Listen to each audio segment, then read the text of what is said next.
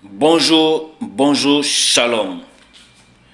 Aujourd'hui, je viens encore vous apporter, comme cela est déjà à notre programme, chaque lundi, un message de motivation, d'encouragement et d'exhortation. Et aujourd'hui, j'ai un message à vous apporter pour débuter une semaine pleine de grâce en ce jour.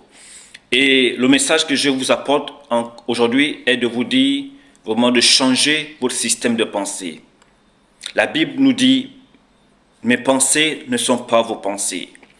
Et aujourd'hui, nous voyons vraiment comment le monde est en train de nous bombarder de tout système de pensée, de tout système de philosophie, de tout système vraiment pour tout simplement nous éloigner de Dieu, pour nous éloigner vraiment de la pensée de Dieu.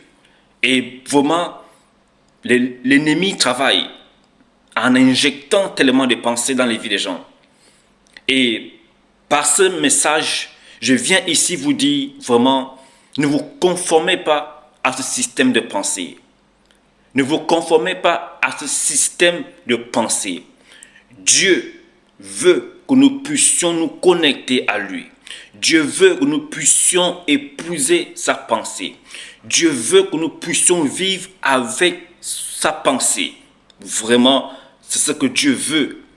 Et quand nous venons au Seigneur, quand nous venons à l'église, vraiment, apprenons à nous détacher, à nous dépouiller de tout système de pensée que le monde nous avait inculqué.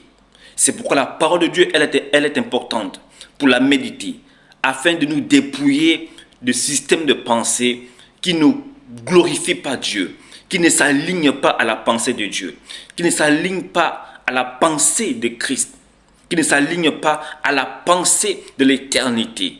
C'est pourquoi la Bible dit, dans Romains 12, le verset 2, ne vous conformez pas au siècle présent, mais soyez transformés par le renouvellement de votre intelligence. Vraiment, je prie afin que notre système de pensée, votre système de pensée puisse changer, afin vraiment de connaître Christ, afin vraiment de connaître Dieu, afin vraiment de progresser dans la foi, de grandir dans le Seigneur. Parce que les pensées peuvent être ici pour nous un ralentissement, un blocage à notre croissance spirituelle, à notre évolution dans le Seigneur. Parce que lorsque nous sommes influencés par des pensées, nous allons commencer à raisonner. Nous allons commencer à raisonner, à douter, à vraiment penser comme Dieu ne veut pas que nous puissions penser.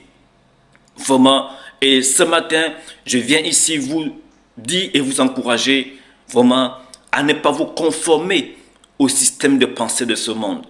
Vraiment changer votre système de pensée. Changez votre système de pensée.